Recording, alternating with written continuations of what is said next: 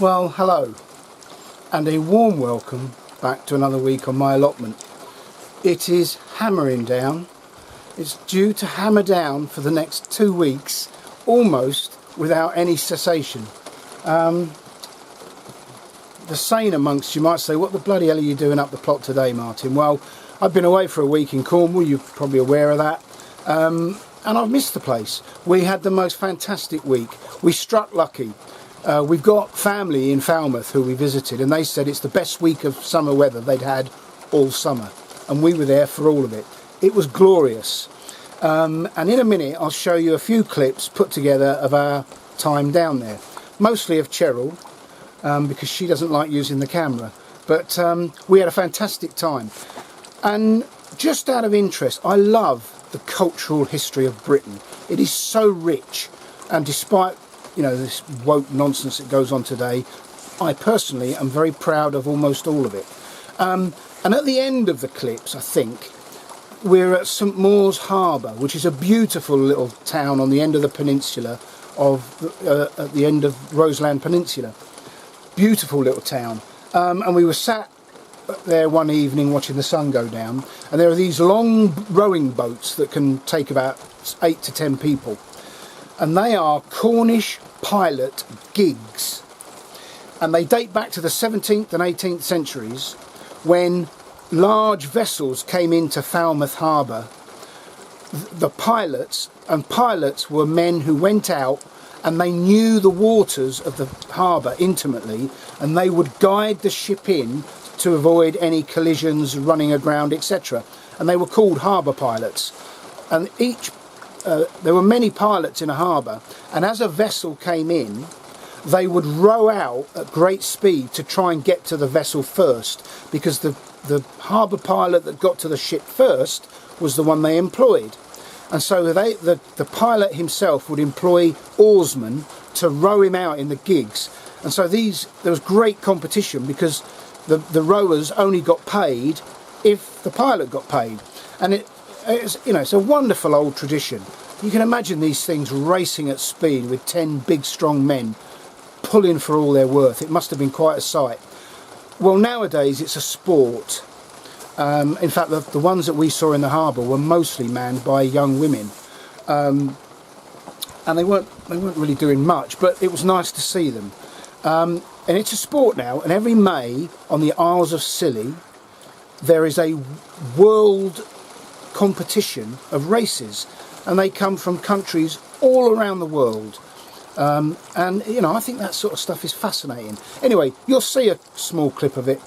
I just thought I'd let you know, give you some context. I find all that fascinating. It was our family relations in Falmouth that explained all this to us. He's been a boatsman and on the sea all his life. What he doesn't know about Falmouth and Falmouth Harbour isn't worth knowing. So yeah, there's a little bit of interest for you. So let's have a look at those clips now. Welcome to Cornwall. This is Carn Beach, near Veryan on the Roseland Peninsula, near Falmouth in Cornwall, and it is stunning.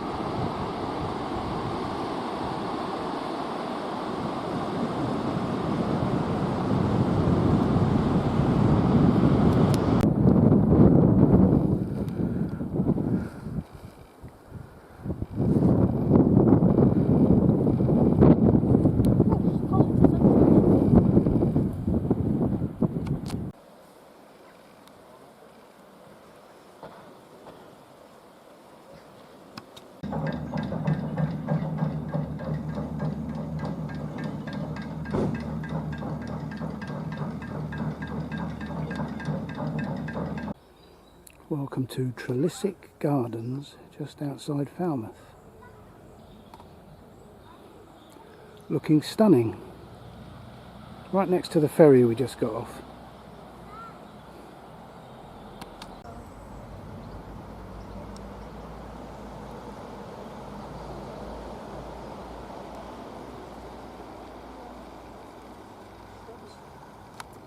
That's what bananas look like before we bred them.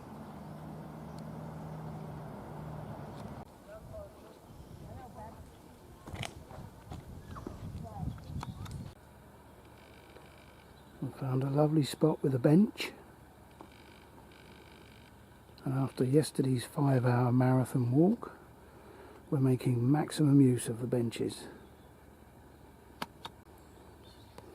There's not a bench she hasn't sat on.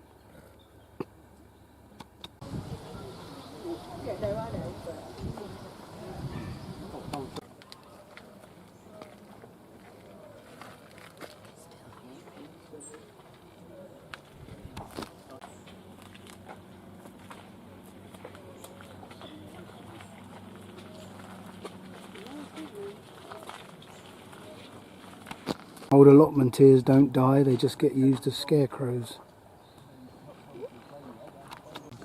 Strawberry Royal Sovereign.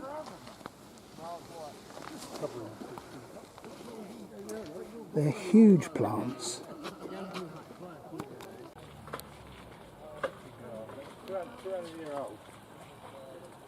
This is an experiment with different soil types. So this chard in number 1 is double digging. Number 2, mulch applied to soil. So no dig. Number 3, no treatment at all.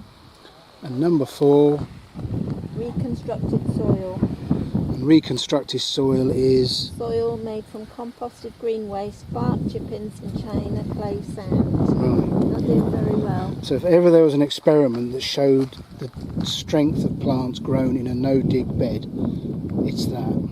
It's got mulch, well-rotted garden compost added to soil surface. Yeah, no dig.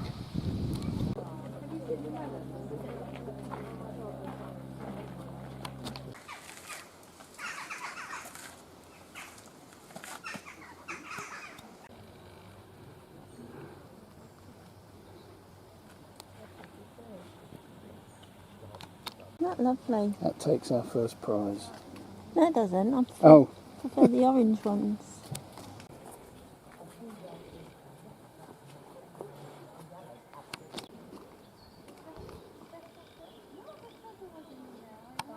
Oh, it's a kitchen.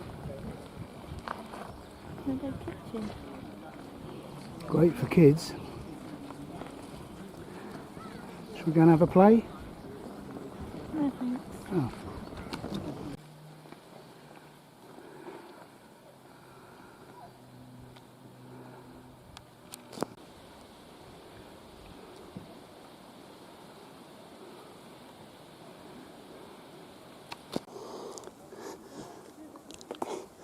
Please hold it still. It was, yeah. Well done, dear. You made that look easy. Bamboo canes for runner beans, anybody? Somebody's scribbled on it. Have they? Yeah. Actually, there's quite a few of them have got people's initials on. Oh yeah, I can see it now.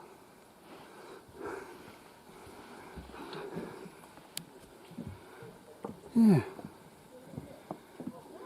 nice spot for coffee. Right in the sun.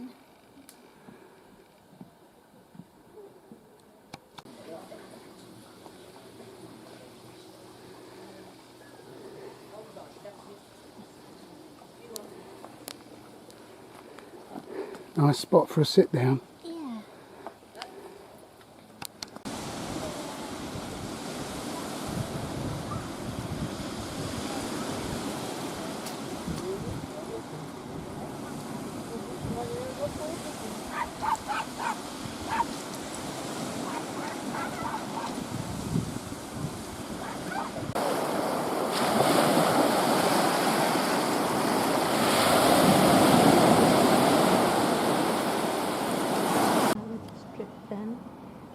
Hmm?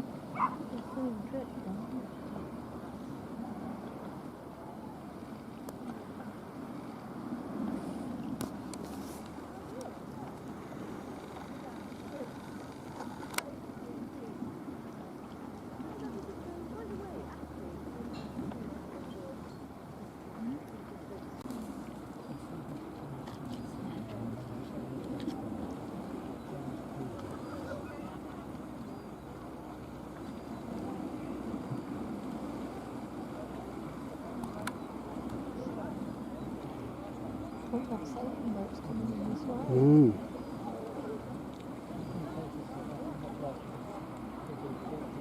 Is that why they're going out like that? They're going to go around it. Now they're way quicker. But they're taking a different path to the other one.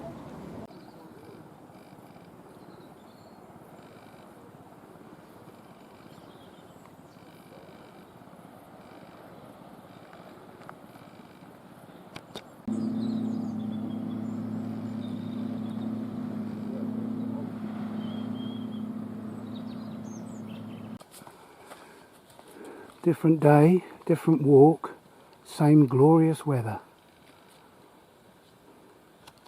What a truly stunning location. That cottage would do us.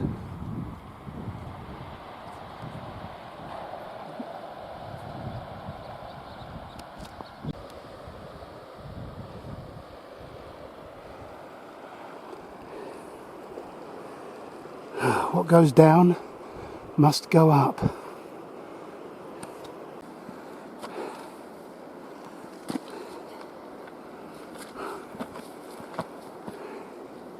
Like a startled gazelle.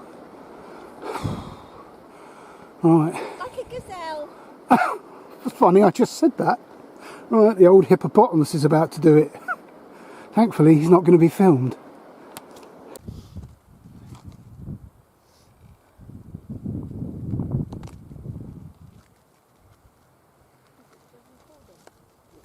Any idea which way the wind blows, Cheryl? I've got a clue.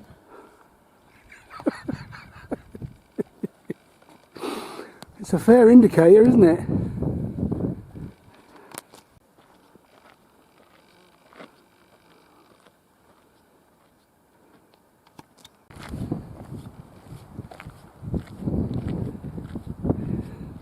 Dodman's Point.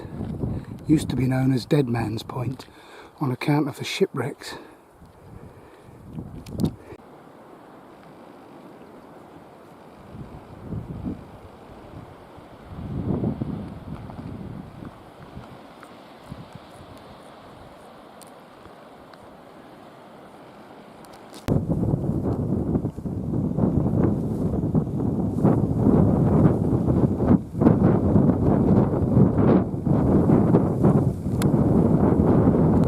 Dartmoor ponies used to keep the gorse down.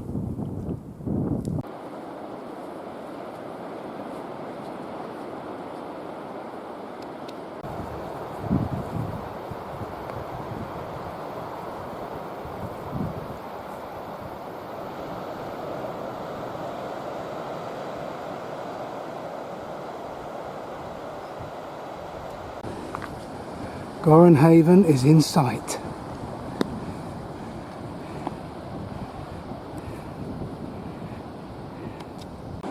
Gorenhaven, the Mermaid Cafe, and just a little further up the road is a pub.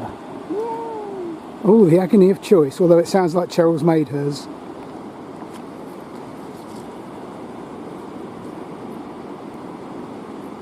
She knocks back lager like it's going out of fashion. You are?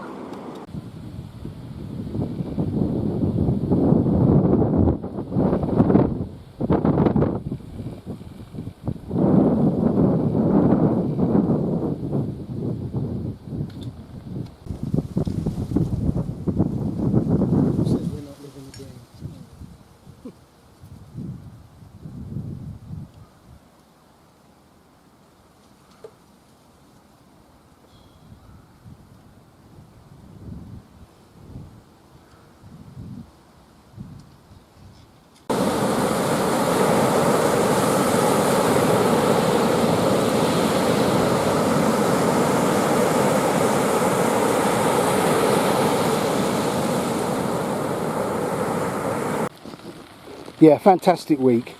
But as always, it's good to be back on the plot, even if the weather is awful. And it's always surprising when you come back after a few days away, just how much can change. And these pumpkin plants have completely collapsed, exposing the pumpkins. And, you know, I've got a number of good quality pumpkins. They're called Charmant. The funny thing is, these odd looking ones that I've pointed out to you before, they're also Charmant. So not quite sure what's happened there. And of course I'm not sure we're going to be able to sell them at the farm shop. So not quite sure, still not sure what I'm going to do with them. But there's time yet, there's another month for them to orange up, if that's the right phrase.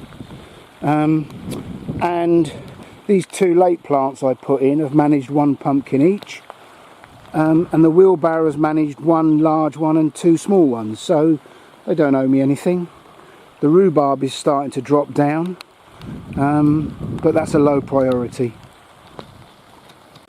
I've got one more tub of carrots that I'm going to pull out today, and we'll freeze them or have them tonight for tea.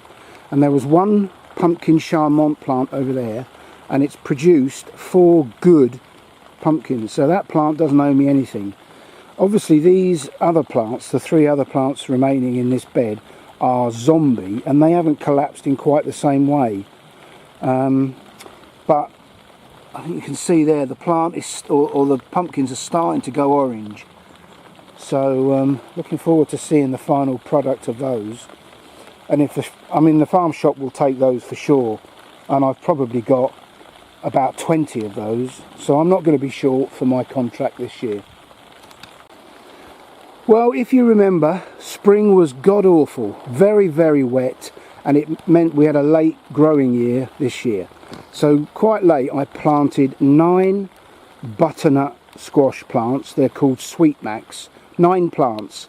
And when I got here this morning it was dark, and as the light came up I started counting, and I stopped counting at about 25, and there are still more. So a good crop of butternuts this year. And I put it down to these watering bottles.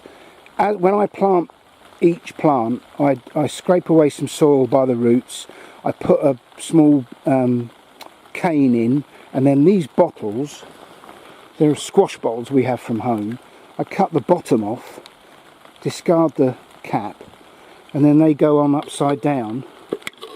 Looks a bit silly when you plant the small plants, but within a month or two the plants are, 2-3 feet high, and the only way of getting water to the roots directly is down those bottles. And there's about 3 or 4 on each cane, and every time I came up, without fail, on the allotment, I watered these 9 butternut plants as I did the pumpkins, religiously. So they've never been short of moisture. That's the only thing I can think that leads to me getting a great crop. That's the good news. The bad news, I'm very disappointed. I've been away for a week, and the week I've been away has been hot and sunny, and the tomatoes are simply not ripening. Now there's a few to pick there. They're orange rather than red, and we'll ripen them at home. But I think after today, because the forecast now is cold and wet, I'm just going to cut my losses. And of course lots of people would say, but you can do things with green and you can ripen, I'm sorry, we've got 2 freezers full of tomato sauces, frozen tomatoes, tomato this, tomato that. We're not short. So and we don't make chutneys and all the rest of it. That's just not what we do. We don't eat them. So I think after I've taken a picking today, this lot's going to come out, and it will give me the opportunity to clear the bed. This is the sort of stuff that I just have to stay calm about, not worry, and in its turn this will all get cleared. There's a large dock, there's lots of weeds, and and an awful lot of pea aldermans growing. Now of course they're not going to come to anything, and we've got all the peas in the freezers, so again these just need weeding off. I'm not in a rush to do anything with them because I want to see just how far they go, and maybe I'll just hoe them off and leave them on the ground to mulch in. Anyway, I'm not going to pay any attention to it. It's low priority. But the chard looks fantastic. Now I'm going to use all that in green juices that we make for our breakfast. So that chard is going to be very useful to me. Well, here's another job. It's low on the priority list, but it doesn't take long. I've got zinnias, and these are asters, and you know they're past their best now, so I'll just cut them off at the base, leave the roots in, because there are tulips or daffodils in these pots, so they can just go on a compost heap. And I've got a few leeks that have bolted, and the more closer I look, the more I see that have bolted, but again there's still plenty, and this is one of 3 beds of leeks I've got, so the fact that, you know, maybe 30% of them have bolted is not a concern. We will still have lots of leeks for our favourite leek and potato soup. And here again, these are crimson blush, blight resistant, and I am really surprised, if I'm honest, at just how few of them are ripe, unless somebody's been taking them. But you know, anyway, it is what it is. There's almost not a single tomato here that I can harvest. I'll leave this bed, and then in the week I'll see if any plotters turn up and say, look, if you want some green tomatoes, help yourself. So be it. Swede best of all. I've taken the netting off, and they're a good size, and of course they're not blight resistant. Clubroot resistant, and there's clubroot on this site. There's clubroot on this plot, but they've done okay. I lined the planting holes when I planted them, so yeah, I'm very happy with that. One day we went to visit our family, Trudy and Ronnie, in Falmouth, and they told us that they were going out of an evening and watching the International Space Station fly overhead. And it was interesting to hear about. I'd never heard of it. I mean, I've heard of the International Space Station, but I didn't know you could see it. It's 248 miles above the Earth. It travels at a speed of 17,500 miles per hour, and it circumnavigates the Earth 16 times a day. Anyway, they told us what time to go out and view it, and when we got back to the caravan and it went dark, I think it was about 9:30, we stood outside the caravan, looked directly up, and it's there for a minute. You can actually watch it go. Just looks like a very, very bright star. But I was fascinated by that, and you look at the speed it goes, you know, and there are people on that, and they're travelling at nearly 18,000 miles an hour, and they don't even feel it. That's incredible. I think that's wonderful. So, you know, and I went online. When we got home last night, we went outside again. It was 8:30 last night, and we saw it go overhead in between the clouds. And there's a website you can go on. If you type in International Space Station, you can see it from anywhere in the world, and they give you the times, the degrees of altitude, etc. But you just got to look straight up, and you'll see it skirt across the sky. You can watch it moving. It's fascinating. Anyway, a little bit of useless information. One job for today.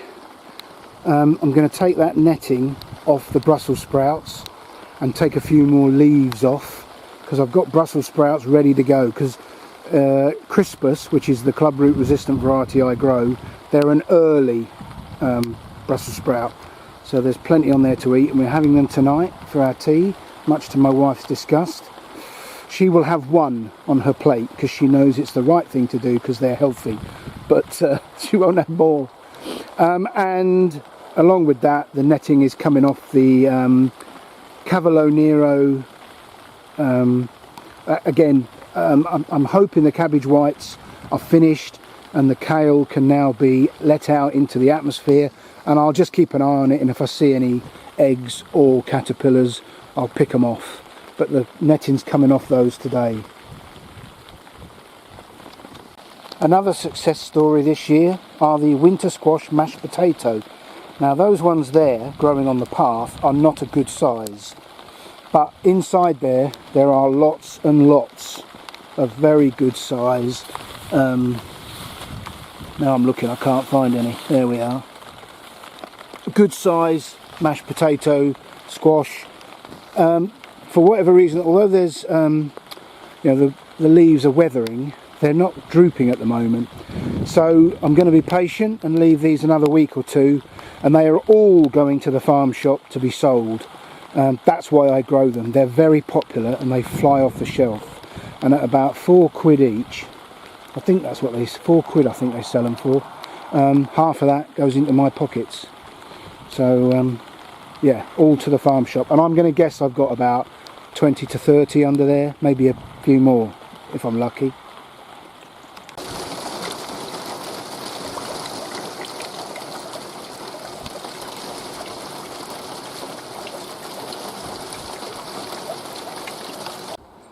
Well, I thought I'd give you an update on my neighbour's pumpkin plants. He planted them 2 weeks ago, and I don't want to be unkind, but I think it's fair to say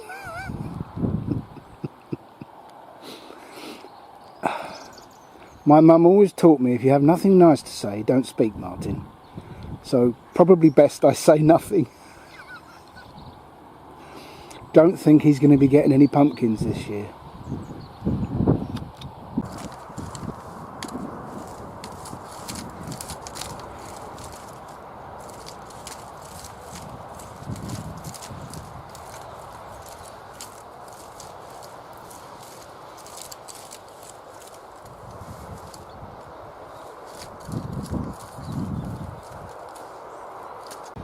Well, pleased with that. That's everything out. The ditch has been redug, and it's a top dressing of allotment sieved compost. Perfect. No dig.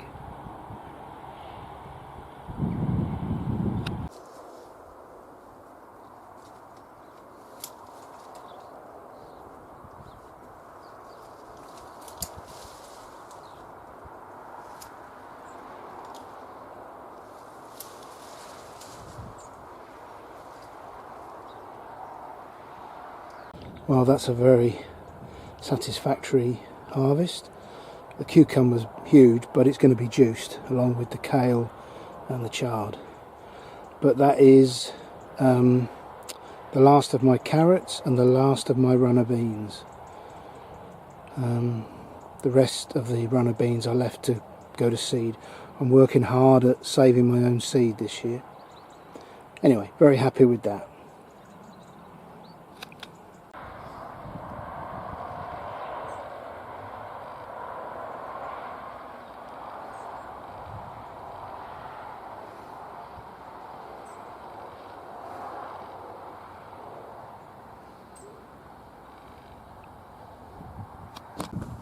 Well, I'm always keen to remind myself how lucky I am. We had a lovely week away on holiday, but I'm equally glad to be back and up the plot, even if the weather on the plot doesn't match the weather on holiday. So I've had a lovely day. I couldn't achieve a great deal this morning, the rain hammered, but this afternoon it's dried up a little bit. We're having a dry spell now, so it's not been too bad. And you know, we're into autumn, so that's what you'd expect. But a good harvest, and now there are empty beds scattered about the plot, and I know we're getting towards the end of the season. But I've said before, 1st of October, always the start of the gardening year, and already I'm thinking about next year's sowings and plantings. We're going to the Malvern RHS Autumn Show this coming Saturday, and I shall be looking to get some new seeds, maybe some onion sets, who knows, and garlic, with a view to next spring, broad beans. So it's all to play for. I've had a good day, good harvest, and I shall be back next Sunday, hopefully. So whatever you're doing this week, hope you enjoy your gardens and your allotments. Hope the crops are coming in thick and fast as they are here. And I'll see you next weekend. I may even see you at the Malvern Show, who knows. Until then, look after yourselves, take care, bye for now.